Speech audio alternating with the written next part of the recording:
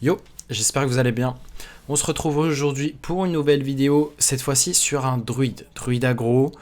J'avais présenté une liste il y a très longtemps, mais en voilà une à nouveau à jour, et qui est sans doute une des listes les plus fortes et les plus stables actuellement de la méta.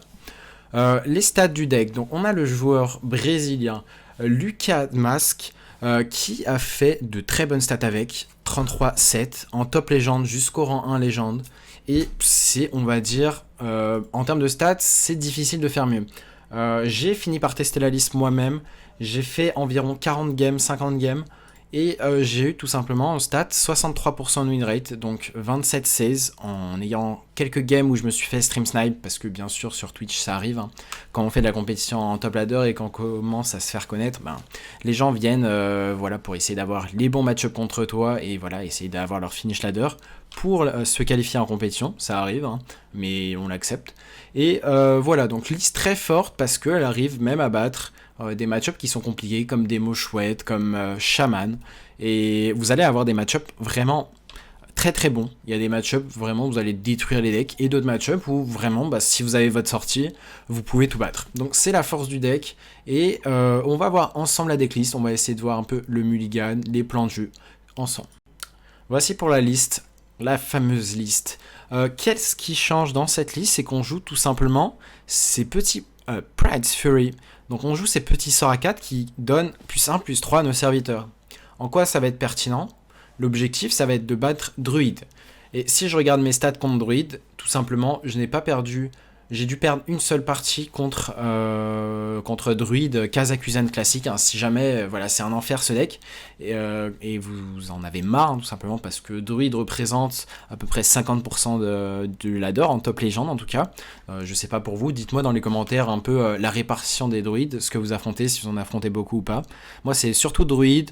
Ensuite, c'est pas mal de chaman et prêtres. Donc il y a aussi beaucoup de prêtres.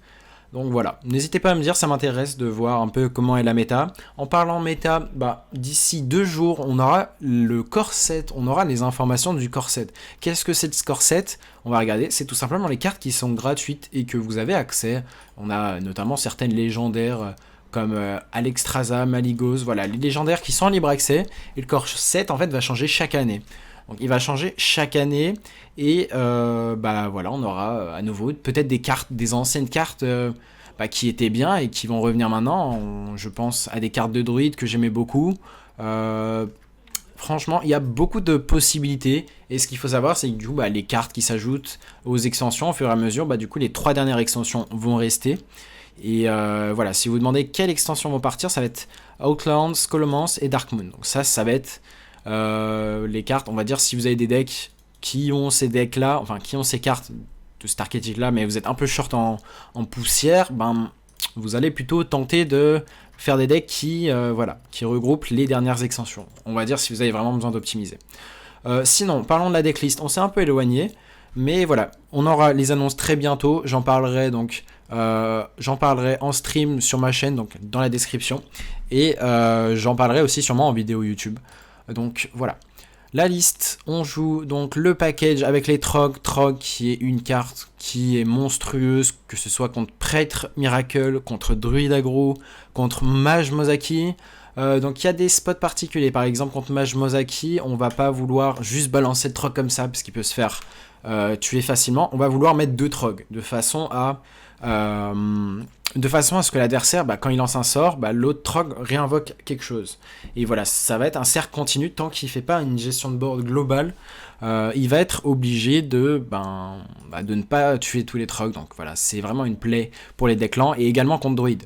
Donc quelle est la subtilité? C'est vraiment ce sort à 4. Ce sort à 4 qui, voilà, vous faites les drogues, bah Druid va se dire ok, c'est pas grave, c'est des 1-2, du coup j'aurai le sort qui invoque des 2-1 rush, donc c'est parfait. Sauf que du coup vous jouez le sort à 4, et hop, plus 1 plus 3, et là, bah, c'est des trocs qui deviennent 2-5. Donc 2-5, bah globalement, ça va être une play pour Druid s'en sortir, tout simplement. Donc voilà, là je vous ai donné un exemple, n'hésitez pas, enfin voilà, je vous ai donné un exemple, je vais faire des guides dans tous les cas sur ce deck, je vais faire un guide et qui regroupera un maximum de situations, donc de situations, de scénarios qui sera vraiment dans l'optique de comment jouer le deck, comment jouer les match-ups, et voilà. Donc tous ces petits guides, dites-moi dans les commentaires si c'est quelque chose qui peut vous intéresser. Pour l'instant, c'est vraiment des projets que j'ai en tête, et pour l'instant, je les offre seulement à mes élèves qui prennent des coachings, mais n'hésitez pas à me dire si ça vous intéresse. Ce côté guide complet, en fait, vraiment ce côté, vous avez plein de situations, et vous auriez un peu, l'objectif c'est de faire des guides qui, vous n'avez pas besoin de beaucoup de games après ça pour vraiment maîtriser parfaitement le deck. Donc c'est l'optique de ces guides. Si jamais cette optique de guide vous plaît, vous avez déjà dû en voir dans des vidéos antérieures. Mais voilà, c'est quelque chose que je compte faire. Voilà, les petits sorts à 3, ça va être quelque chose que vous allez tout le temps garder. Les petites rogues, Nature Studies, vous pouvez la considérer contre des match-ups qui ne sont pas gros, pour faire derrière Kennel sur 3. Les synergies du deck, on joue les chouettes qui vont réduire leur coût selon le nombre de sorts que vous allez jouer. Donc voilà, vous jouez un certain nombre de sorts dans le deck. La carte la plus technique du deck, et sûrement c'est un des decks les plus complexes grâce à une carte, c'est Composting. Donne à vos serviteurs Râle d'Agonie, pioche une carte. C'est la carte qui va vous faire gagner contre des match-ups très durs, comme je pense à Guerrier Control, qui peut vous faire gagner. Et il faut savoir identifier un petit peu les plans de jeu pour gagner contre Guerrier Control. Un des plans de jeu, par exemple, peut être de découvrir Resizing Putsch. Et voilà, il y a certains drops qui peuvent vous sauver grâce à Resizing Push. Donc voilà, il y a des très bons sorts à avoir avec Nature Studies. Il faut optimiser le composting, ne pas trop le grid. Contre des decks par exemple qui ont beaucoup de removal, par exemple contre Druid, vous avez vraiment envie de d'abord faire le composting sur 3-4 créas. Et voilà, comme ça, si l'adversaire vous gère tout, vous avez des ressources derrière. Et quelle est la pertinence de piocher beaucoup? Parce que vous jouez l'oracle. L'oracle qui va être très fort, après que vous ayez joué un serviteur qui coûte 2 ou moins, on invoque une copie. Donc ça va être très fort avec le matriarche, qui va coûter 1 de moins pour chaque bête que vous avez invoqué pendant cette partie. On a le composting, le sort à 1, donc qui va être un keep contre les decks lents, qui peut se garder avec le troc par exemple. Et voilà, avec un autre drop 1, vous pouvez considérer potentiellement de le pièce, si vous n'avez pas un tour 3 à pièce, comme ceci par exemple. Mais voilà, le fait de jouer les bêtes, donc on a la petite 2-1 aussi qui va mettre des bêtes dans le deck. Si vous jouez Oracle et les 2-1, vous aurez plein de 2-1, ça peut être vraiment une play pour les adversaires qui remove votre board. Et tous les tours, vous allez piocher des 2-1, surtout si vous faites composting, c'est vraiment la combo parfaite, les 2-1 composting. Avec ça, on a ça, pareil, qui invoque 2 bêtes. Donc pour 2 mana, ça va réduire le coût de matriarche de 2.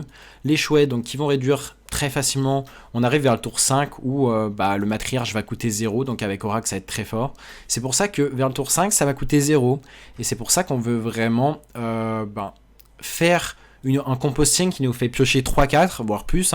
Mais ne pas trop le grid, de façon à au moins avoir pioché l'Oracle, le matriarche, et pouvoir gagner en fait contre des match-up tempo et aggro. Ça va être un moyen de gagner. Des fois en fait vous allez accepter de ne rien faire.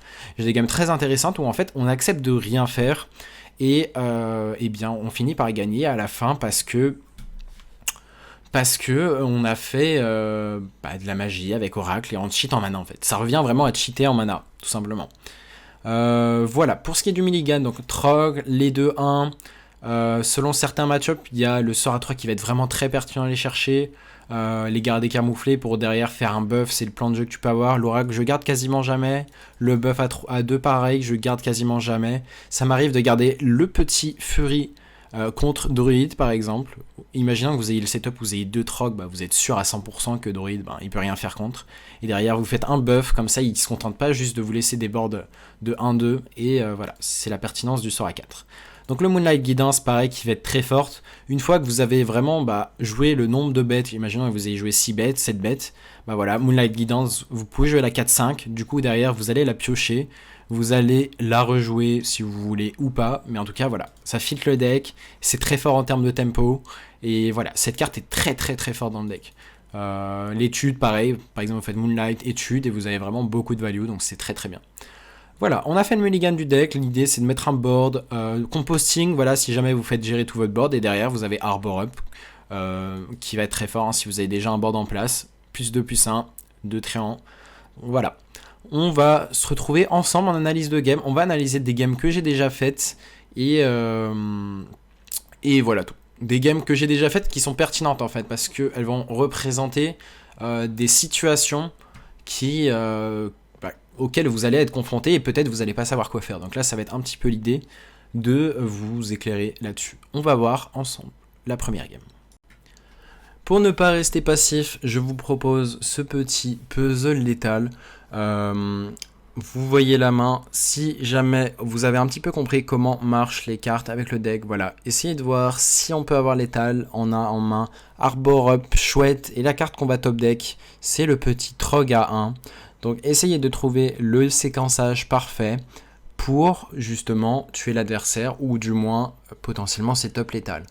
À vous de jouer, essayez de ne jamais rester très passif pendant que je vous propose du contenu. Si jamais votre objectif c'est de progresser, essayez vraiment de vous mettre à ma place et de vous dire ok, qu'est-ce que je ferais là, essayez de comprendre par vous-même les mécaniques et c'est comme ça que vous allez vite progresser.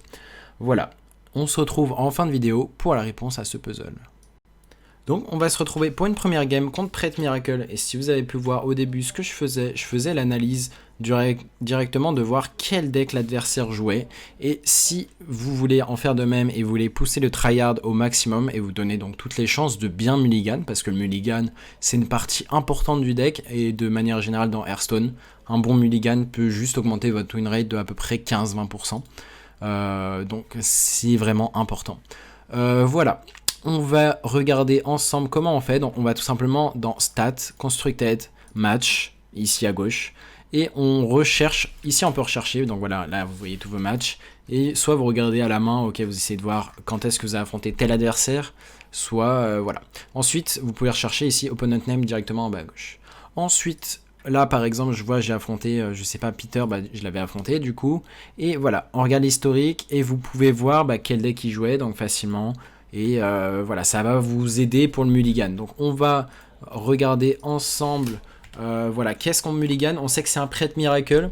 Prêtre Miracle, le match-up est pour druide aggro, aussi bizarre qu'il s'y paraisse. Mais maintenant, il n'y a pas de Xyré là dans les Prêtres Miracle. Donc pour ce qui est du mulligan, j'ai gardé le Trog sur 1. Et on a le follow-up avec les taunts sur 2. Donc voilà, pour le mulligan. Ce que vous allez garder contre Prêtre, vous pouvez garder la 2-1 pour 1, vous pouvez garder donc les 1-2, vous pouvez également garder la 1-3 si vous n'avez pas déjà Trog par exemple. Si vous avez déjà Trog, vous pouvez garder Adorable Infestation, donc c'est très bon keep contre des match-ups très lents comme Prêtre là, qui n'a absolument pas de single removal, il a des silences mais c'est tout en fait. Donc voilà. On a aussi le sort 3 qu'on va garder dans ce match-up. Donc voilà, il joue une version particulière, je le savais, il joue des Trog. Donc là, on va simplement Hero Power, tuer sa créa. Là, vous auriez pu vous dire, vas-y, je joue des 1-2. Mais là, le Trog, c'est la carte à respecter. Même en Mirror, si vous pouvez Hero Power pour tuer le Trog, allez-y. Parce que ça va être un problème sinon. Surtout qu'on a des decks qui peuvent buffer les Trog. Donc ici, on est dans un spot, on va à Nature Studies, on a réussi à avoir un buff, c'était l'idée d'avoir une carte qui nous permet de value trade, c'est le plus pertinent, on n'a pas envie de laisser ce CTEC.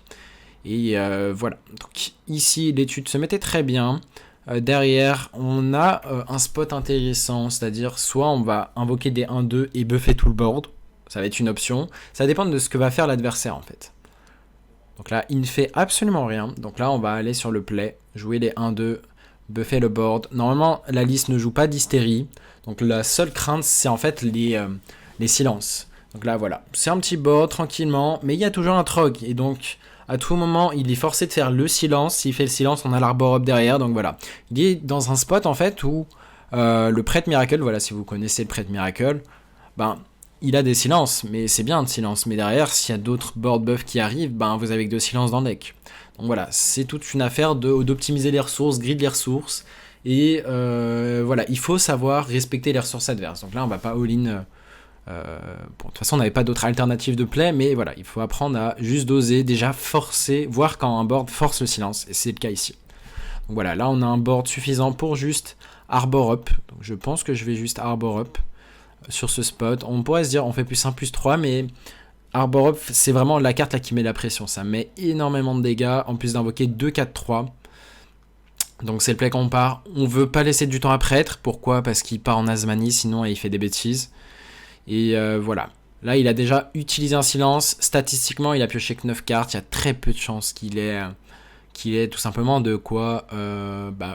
qu'il ait l'autre silence en fait. Ou simplement une découverte de silence.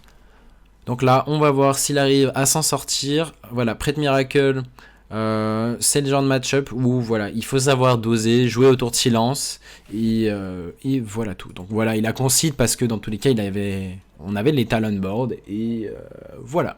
Un petit peu pour avoir un ordre d'idée de comment jouer contre Miracle Priest. Simplement Mulligan contre un druide aggro. Donc voilà, si vous avez la chance de savoir que vous affrontez un druide aggro, vous n'allez surtout pas garder l'étude, surtout si vous n'avez pas la pièce, parce que il peut jouer le Trog sur tour 1 en fait. Donc c'est la subtilité du mirror. Tourner autour de Trog sur 1, donc dans la mesure du possible, vous voulez vraiment chercher la druide de la rive, donc celle qu'on a top deck, qui peut faire 3-1 rush pour tuer le Trog, ou les petites bêtes, tout simplement, qui ne nécessitent pas de sort. Donc ici, j'ai pièce Hero Power. Posez-vous dans votre canapé, dans votre chaise, peu importe où vous êtes, et dites-vous, est-ce que j'aurais pièce Hero Power dans ce spot ou j'aurais juste curvé? Là, ça me paraissait pertinent de juste pièce Hero Power parce que la menace, ça pouvait être un buff. Donc là, voilà, tour 2, qu'est-ce qu'on fait? On va juste développer ceci et un rush. Donc j'ai pas envie de lui laisser de créatures sur le board. Voilà, je vois que sa main commence à s'épuiser. Et j'ai envie de tourner autour de composting. Donc tourner autour de composting parce que derrière on a un bon tour 3. On a le tour 3 qui revient à la caverne. Donc le sort à 4 de Shaman, mais version druide, hein, qui met globalement 6-6 de stats sur 3 tours.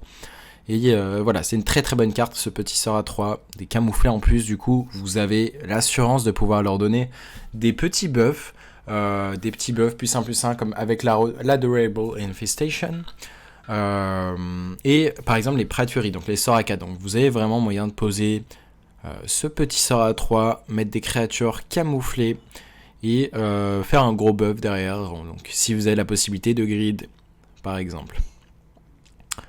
Dans ce spot, on n'est pas trop mal, à condition qu'il ne fasse pas de buff, parce qu'on peut value trade en faisant l'Adorable Infestation, et on peut potentiellement... Là, on voit qu'on a affaire à un très gros board quand même. Hein. On a affaire à un très gros board, plutôt que de se dire on fait Moonlight Guidance maintenant, et on va chercher une carte avec Rush, hein, les 4-5 à notre tour, on va faire exactement comme lui. En fait, il faut s'assurer de réduire le coût des bêtes. Donc il faut avoir joué 7 bêtes, il faut compter...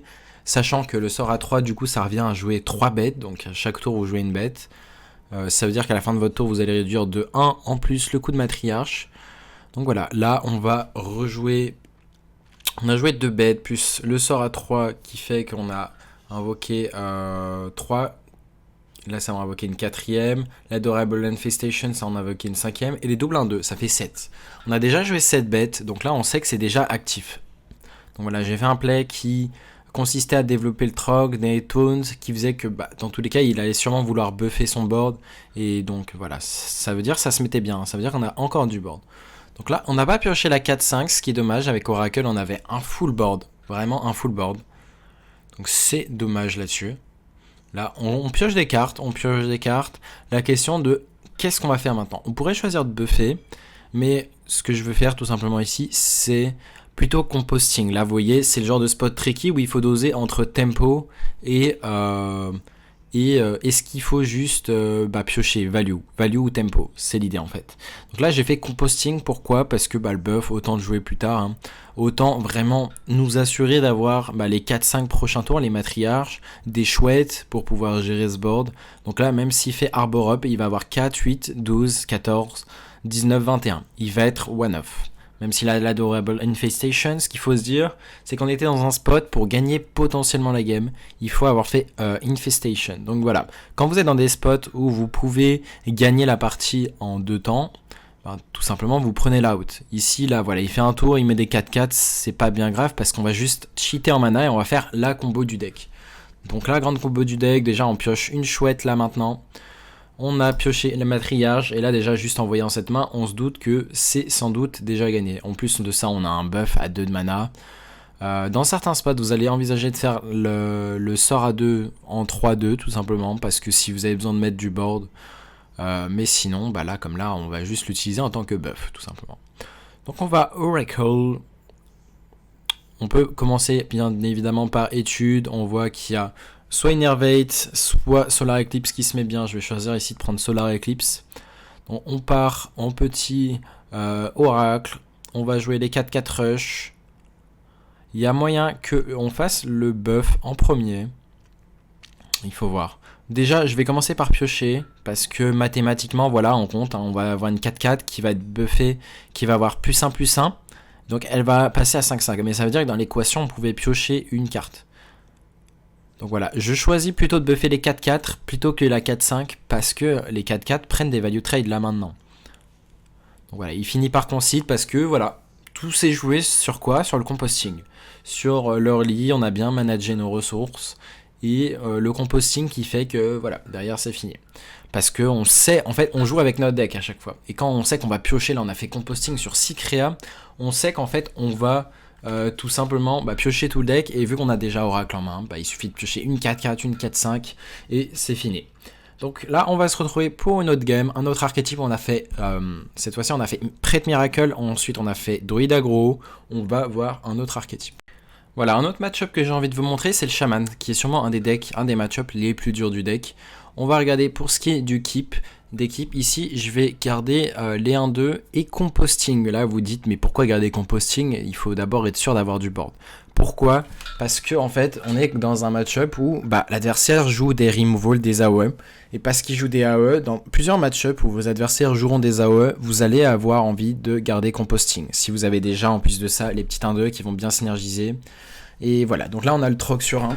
Le troc sur 1 c'est vraiment pas mal parce que l'adversaire, la plupart du temps, là il veut juste innerve caverne. Et bien évidemment il pourrait choisir de juste éclair, de faire un truc lent. Mais voilà, si vous connaissez Shaman, vous savez que là maintenant il veut juste innerve caverne s'il a la possibilité. Derrière il a potentiellement des AOE, donc c'est le truc autour duquel il faut tourner. Il a l'AOE, donc qui fait 1 point de dégâts à tout le monde, et s'il est surchargé, qui fait 1 point supplémentaire. Donc là, on va tourner autour de ça, et on va même essayer d'avoir des créatures à 4 PV, tout simplement. Enfin, plus de 4 PV, pourquoi? Parce que la 3-2 plus cette petite AOE à 2 vont faire 4 de dégâts. S'il a un dégât des sorts, ça fait 4. Donc là, voilà. Je vais même choisir... J'aurais pu envisager de faire justement ce petit pièce innerve composting, histoire d'être sûr d'avoir des ressources. Pourquoi je ne l'ai pas fait? Parce qu'il est surchargé. Et dans tous les cas, il ne pourra pas jouer son AOE maintenant. Et voilà, là du coup, on va juste choisir de faire le +1/+3. On tourne autour de l'AOE. Et ici, on va juste face avec tout. On va face avec tout, il est déjà à 16 et il est déjà proche de mourir sur Arbor Up. Il n'a pas de quoi passer le taunt de 5. Donc là, juste sur Arbor Up, il est à 16 PV en fait. Et voilà, dans tous les cas, il n'est pas dans un spot où il peut tourner autour d'Arbor Up parce qu'on n'a que 3 de mana, le tour suivant on n'aura que 4. Et 4 de mana, on n'a plus la pièce. Donc là, l'Innervate, c'est vraiment un choix très tricky ici que j'ai fait, mais qui était très pertinent parce que justement, l'adversaire ne s'attend pas à se prendre Innervate, Arbor Up, qui est la chose qui peut le tuer maintenant, tout simplement. Donc là, voilà, Innervate, Arbor Up, c'est fini. Bon, bien sûr, c'est une game qui s'est bien passée, mais voilà, c'est pour vous montrer un petit peu le mulligan. Donc, vous voyez que le composting, on va le garder dans certains match-ups où on sait que l'adversaire, il a de quoi gérer notre board, donc il faut absolument qu'on ait une quantité de ressources suffisante. Donc on va faire une autre game cette fois-ci. Je vais vous présenter une game qui a été faite contre Rogue Quest. Rogue Quest, c'est pareil, c'est un des match-ups que je n'ai pas encore perdu, tout simplement. Donc on va regarder ensemble le mulligan. Là, on voit qu'on a les Kennel. Le petit sort de Kennel, ici, je vais choisir de full keep. On va se retrouver dans une autre game, cette fois-ci contre un Voleur Quest. Voleur Quest, le match-up est très intéressant parce qu'il est tout simplement pour vous. Il faut juste un petit peu savoir les subtilités de ne pas juste balancer vos ressources. Il faut vraiment partir du principe que vous êtes un deck combo. Et là, vous voyez que j'ai choisi de tout keep, absolument tout keep. Quel est mon raisonnement? Je veux faire étude sur 1, Kennel sur 2. Jusque là, ça va. C'est la meilleure combo qu'on puisse faire sans avoir à utiliser la pièce. Et en plus de ça, on joue contre un deck tempo. Donc le voleur Quest qui a beaucoup de possibilités de rusher dans vos serviteurs avec la 2-4. Le SE7 pour gérer vos serviteurs. Mais du coup, si vos serviteurs sont camouflés, il peut rien faire. Donc l'idée, c'est vraiment de faire un board de créatures camouflées. Donc le sort à 3 est un des meilleurs keeps contre ce deck. Et voilà, vous faites les 2-2 camouflés. Derrière, l'idée, c'est de faire des buffs dessus. Et on va avoir Power of the Wild pour booster tout ce board. Donc voilà, je me souviens de cette game, elle va être très très intéressante. Et vous allez voir que, En termes de décision, chaque décision va importer jusqu'au létal à la fin. Si on gagne cette game, évidemment. Pas de spoil. Donc il va jouer la 1-3 maintenant, qui globalement, on est content qu'il joue cette carte. On va voir juste s'il la laisse sur le terrain. Est-ce qu'il va la laisser? Est-ce qu'il va la remonter? Il la remonte. Donc là, pour l'instant, il y a un grand monde où cette 2-2 ne va pas taper. Donc on va rester sur l'optique de ne pas taper. Il y aurait même un monde que j'envisageais de pièces, le sort à 4, le Kodo, pour avoir une créature camouflée. Par contre, si j'avais fait ça, je pense que j'aurais tapé face, tout simplement. Et c'était un play acceptable, si jamais vous vous demandez. C'est vraiment un play qui s'envisageait ici. Donc là, un des plays qui s'envisage, pas trop mal, ça serait Adorable Infestation. Peut-être les deux actuellement. Je pense que c'est d'ailleurs ce que j'ai fait ici. J'ai vraiment envisagé toutes les lignes de play. Et pourquoi j'ai mis du temps sur ce tour? Parce que c'est selon moi le tour le plus complexe. On dirait pas qu'on a des tours complexes parce qu'on joue un deck aggro. Là vous le dites ok, voilà, joue tes cartes et c'est fini. Sauf que justement, c'est le fait de jouer bien des tours spécifiques qui sont souvent dans les 5 premiers tours qui vont vous faire gagner la partie. La prise de décision et le plan de jeu, s'y tenir, c'est vraiment la difficulté du deck. Et c'est ce que j'aime beaucoup en fait chez ce deck aggro, c'est que vraiment vous avez une possibilité de choix qui fait que si vous prenez les bonnes décisions, vous avez vraiment moyen de gagner les parties. Donc voilà, ici on va rejouer une 1-1, on va refaire un 1, une petite... un petit +1/+1. Et voilà, on full board et cette fois-ci je choisis de taper. Je choisis de taper, pourquoi? Parce que j'ai un board déjà conséquent, il va déjà avoir du mal à gérer les 1-1, alors la 4-4, n'en parlons pas. Donc là, on a un très gros board disposé à se prendre un +1/+3 ou Power of the Wild. Mais voilà, là on a déjà un board très très pertinent. Voilà, on en parlait de la 2-4. La 2-4 qui était déjà en main depuis un petit moment, je crois. Hein. C'est juste qu'il a choisi de ne pas la jouer. Parce que voilà, on a bien joué à ne pas jouer de cartes qui donnent des targets en fait, qui donnent des cibles à rusher. Et du coup, ça aurait été des value trade pour lui et on n'aime pas ça. Donc voilà, il prend un value trade, mais ici on a un très très bon sort de buff. Ici, on va faire le +1/+3, on prend les value trade autant que possible. Ici, je respecte, très important, on respecte la 4-4, l'assassin, en prenant ce value trade. On prend ce value trade ici et derrière on prend notre value trade, on veut tout tuer absolument et on rentre les dégâts face. Donc l'idée, si vous connaissez et vous avez vu la vidéo sur le voleur quest que j'avais présenté, vous savez un petit peu comment fonctionne le deck et vous savez à quel point c'est une plaie d'avoir des créatures qui prennent value trade, parce que du coup l'assassin n'est pas si fort que ça, parce que l'assassin va pas suffire, parce que voilà, tu peux assassin une 5-4 mais qui a pris elle-même un value trade, donc tu as optimisé le value trade plutôt que tes autres créatures, t'as pas envie de les affaiblir, donc voilà, c'est très pertinent. On va voir s'il y a un assassin ici, il va prendre un value trade.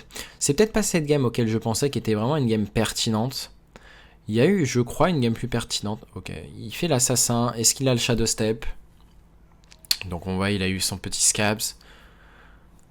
Ah, quand même, en vrai, oui, c'est cette game, c'est bon. C'est cette game, j'en suis sûr. Il a bien stabilisé, comme on peut voir. Il a réussi à quasiment reprendre le board. Et là, ça va être le tour très tricky. Déjà, là, on a un espèce de petit puzzle. Comment gagner la partie potentiellement en 2 tours? Et là, je vous laisse réfléchir. Déjà, on va commencer sans doute par faire l'étude. On regarde ce qu'on a. On voit qu'on a un autre Kodo, Germination, Force de la Nature. Donc ici, je vais choisir de faire le +1/+1. Il suffit, c'est des maths en fait. Hein. Ce qu'il faut vous dire, c'est que c'est des maths ce deck. Donc là, voilà, on va face 10 PV. On refait un camouflage. Pourquoi? Parce que dans tous les cas, voleur n'a aucun moyen de gérer une carte avec camouflage. Donc voilà, on va face. On n'était même pas obligé de taper avec cette 3-3, mais je préférais quand même. En fait, là, il n'a pas la possibilité de jouer son arme à 1 et en plus de ça la tuer. Donc l'arme des Frattles qui infligera 3 en râle d'agonie pour tuer le camouflage. Parce qu'il a déjà d'autres créatures à gérer. Donc voilà. Là, on voit qu'on a cette 2-2 qui reste sur le terrain. Et si vous savez compter, 2 d'attaque, plus le Kodo, plus 4 d'attaque, 6 et le Hero Power. Ça fait exactement 6 de mana et c'est exact létal. Donc c'est le setup létal. Voilà, assez simple, mais qui demande quand même à être compté. Parce que là, vous auriez pu être en mode, je vais prendre les trades, je vais remettre du board et c'est tout. Mais quand vous avez moyen de vraiment setup les talents de tour, bah faites-le. Parce que là, vous voyez qu'il a un board très très menaçant. Si la game dure et qu'il stabilise, ben on va dire que il gagne tout simplement, il gagne la partie. Donc là, c'était important de le tuer maintenant parce qu'on voit que niveau board, on était limité. Mais chaque décision qu'on a prise était bonne et on menait à 7 exact létal maintenant. Donc c'était une game très intéressante. Et voilà, au moins vous aurez un petit peu une vue de comment je joue le match-up contre guerrier, enfin contre voleur quête. Donc voilà un autre match-up cette fois-ci contre le deck qui nous intéresse, c'est le druide Kazakusan. Donc là ici je vais simplement garder l'étude pour potentiellement faire Kennel sur 2 par exemple.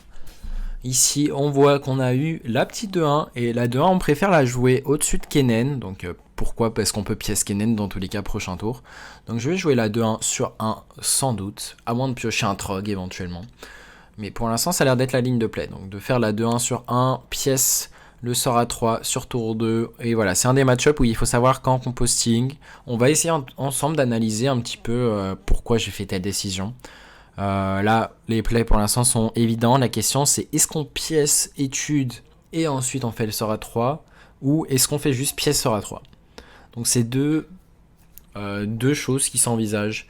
Et je crois que j'ai fait pièce étude pour d'abord voir, parce que j'ai rien de jouable en fait le tour suivant, j'ai rien que vraiment j'ai envie de jouer là. Donc je prends d'abord l'information de qu'est-ce que je peux avoir. Ici il y a Power of the Wild qui est pas mal, le petit Soul de Soil qui est non plus pas mal. Ici donc j'ai longtemps hésité avant de tout simplement prendre le sort à 3. C'est très très fort les buffs, pourquoi? Parce que les buffs vous permettent d'être hors range. Toutes vos créatures avec 2 PV, vous mettez hors range du sort à 7. Et c'est vraiment ce que vous voulez faire en continu. Même si le druide rampe, si vous avez des créatures, vous avez un full board à plus de 2 PV, un druide va être... il n'a pas d'AOE, il n'a pas de moyen de gérer directement votre board. Donc c'est la force qu'il faut savoir en fait contre ce deck. Donc là, on va chercher à piocher quelque chose, on espère un truc à 1, et là on a eu un Trog. Trog, c'est vraiment la carte très chiant, la carte que vous allez mulligan de préférence contre druide.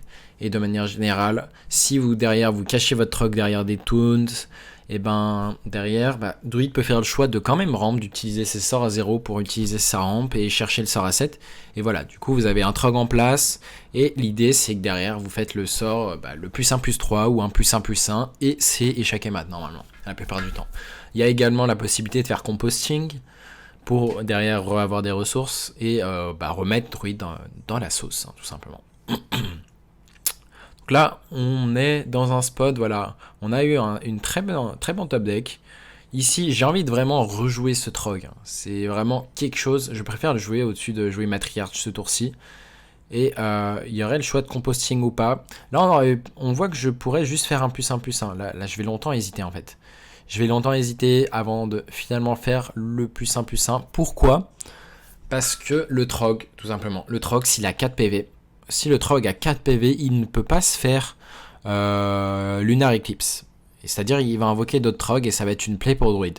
Donc là il serait obligé d'Hero Power et ensuite de faire un sort qui inflige 3.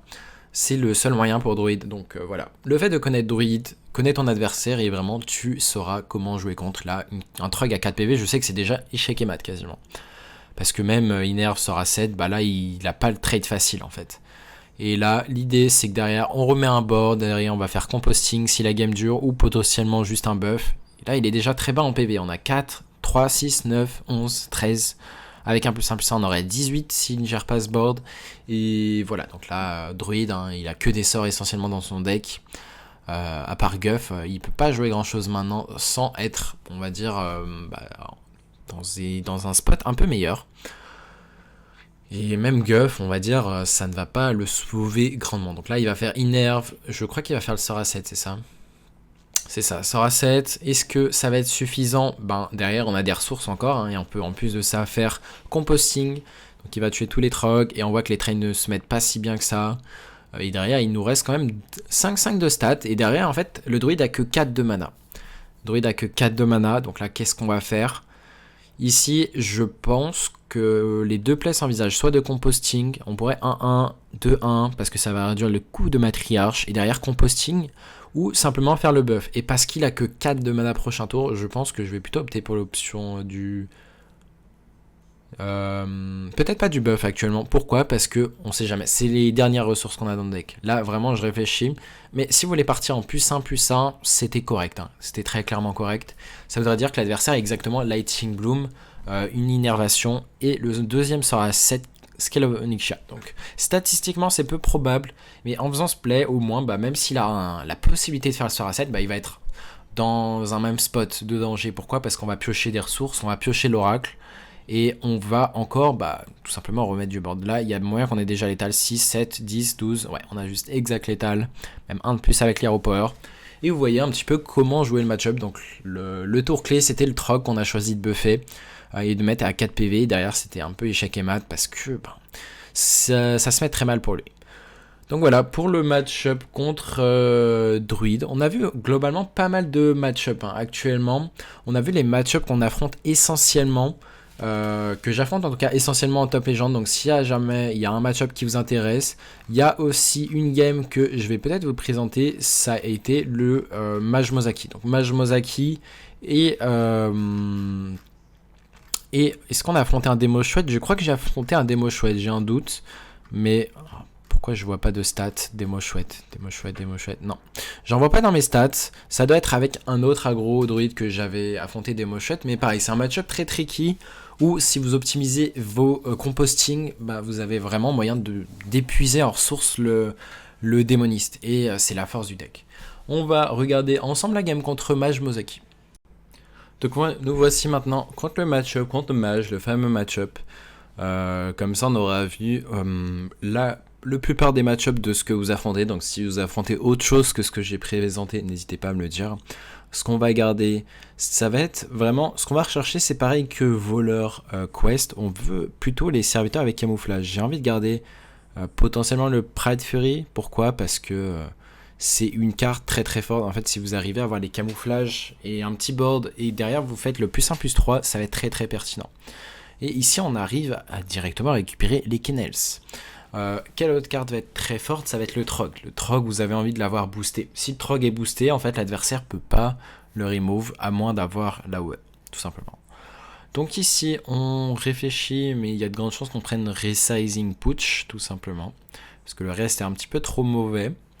On va faire la curve avec les camouflages. Donc le mage n'est pas content de ne pas avoir de target. Mage veut vraiment des targets pour pouvoir réduire sa main. Donc là, pareil, le Trog, on veut le garder en fait. On veut vraiment le garder et il y a moyen que le Trog, on le fasse que au tour 4. On va voir ce qu'on va faire prochain tour. Il y a un monde où on fait juste 1, 2 et 1, 3 prochain tour par exemple. Ça va dépendre de ce que notre adversaire nous propose. On voit qu'il n'y a aucun qui Mulligan, il n'y a sans doute pas de flux. Donc voilà. Là, on réfléchit à quand même faire un board qui a de quoi tenir, hein, qui a de quoi faire un argument à une AOE. Et du coup, si on force une première AOE maintenant, ça voudrait dire que le Trog a de grandes chances de survivre à une nouvelle AOE. Parce que du coup, s'il n'y a pas d'autre AOE et que vous ayez par exemple 2 Trog ou un Trog très très bien buff, le mage va être dans un spot assez rude en fait. Donc là, on va faire le play à base de 1-3 et 1-2 tout simplement. On a le follow-up par board-up si un board stick. Donc voilà, c'est un petit board quand même. J'ai choisi de ne pas taper avec 7-2-2, bien que j'aurais dû... Attends, est-ce que j'ai tapé? Non, c'est bien, j'ai fait bon choix ici. Donc il fallait taper, évidemment. Pourquoi? Parce que son meilleur tour, c'est l'AOE, tout simplement. Là, voilà, il fait sa première AOE, mais du coup, une AOE qui est passée, ça veut dire que le Trog a de grandes chances d'éviter. Tout simplement. Une deuxième AOE. Donc là, on va regarder ce qu'on peut avoir Moonlight Guidance avec, sinon on aurait fait juste un Resizing Putsch. Ou un pied Arbor Up, même si c'est assez faible. Et là, on voit qu'on a l'Oracle potentiellement, ou juste les 2-1. Et ici, je pense que j'ai plutôt choisi les 2-1. Pourquoi? Parce que c'est un investissement à long terme en fait. Les 2-1, vous voulez jouer les deux maintenant, et du coup, même si l'adversaire les tue, là on voit qu'on a 21 cartes dans le deck, ça veut dire qu'on va placer 8 glands dans le deck. Et chacun des glands qu'on pioche, ça va être quoi les stats? On va faire les stats en direct, voilà, comme ça. On va mettre les chiffres précis. Donc voilà, il fait un counter slow, c'est pas grave. Là, on a 21 divisé par 29, parce que 21 plus 8, 29 cartes dans le deck. Donc on a, et bien sûr c'est 1 moins 21 divisé par 29. Donc les stats de piocher un gland à chaque tour. Ok, on a fait un calcul de merde. On va refaire 1 moins 21 divisé par 29. Non, ça veut pas le faire dans le bon sens. Donc c'est pas grave. On a vu, c'était à peu près 21 divisé par 29, hop, 72. Donc 1 moins 0,72, ça fait 28% chaque tour de piocher un seul gland. Tout simplement. Bien sûr quand l'autre de 1 sera morte. Donc là on a fait un play à base de 1-2 et juste buff tout simplement.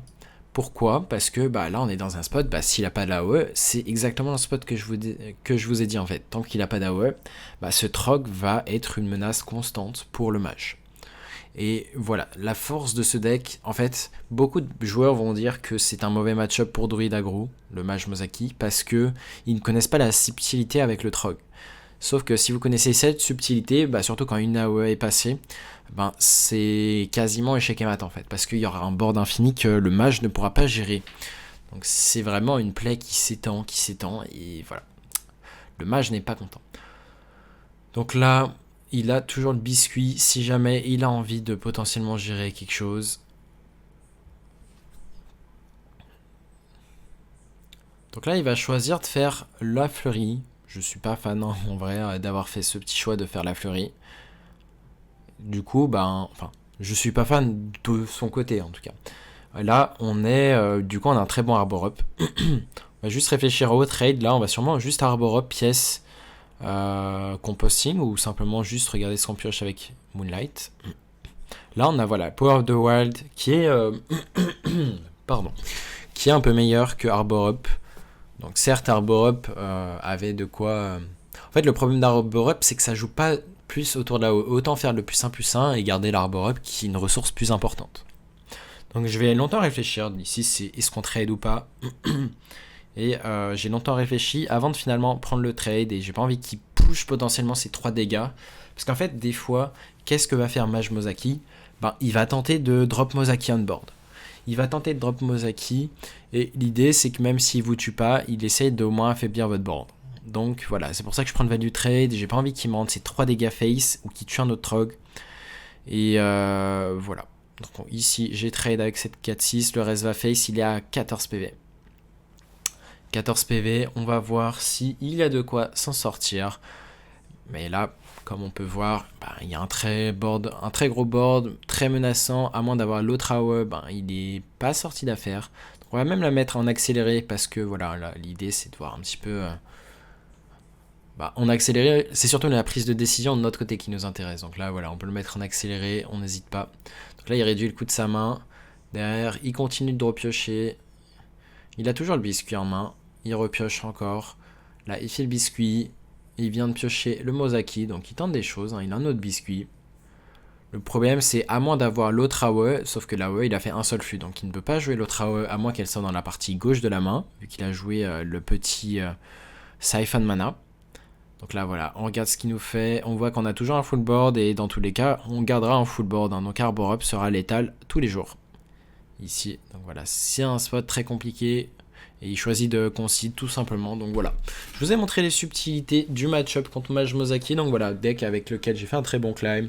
On se retrouve maintenant pour la solution du puzzle qui était assez simple. Après avoir vu cette vidéo, normalement, je pense que vous arriverez à le trouver très facilement. Sur ce, je vous souhaite une bonne journée, une bonne soirée. Et je vous dis à la prochaine pour une nouvelle vidéo. Tchuss. Donc pour le séquençage du puzzle létal, c'est tout simple. Bien sûr, hein, c'était pas un niveau incroyable, mais quand même, c'était tricky. Il fallait d'abord faire Arbor Up, et ensuite la petite chouette, donc il fallait compter maths. C'est des maths faciles, mais c'est des maths qui justement ne sont pas si évidentes à chaque fois, parce qu'il y a le paramètre, la réduction de la chouette, donc on n'y pense pas forcément, qu'on n'a pas beaucoup de temps de jeu, et donc c'est pour ça que je vous fais ce petit puzzle, et qui était pertinent ici, c'est donc un exact létal en faisant d'abord l'Arbor Up, et ensuite en jouant la chouette qui coûte 1 de moins. Donc on a exactement de quoi tuer l'adversaire ici.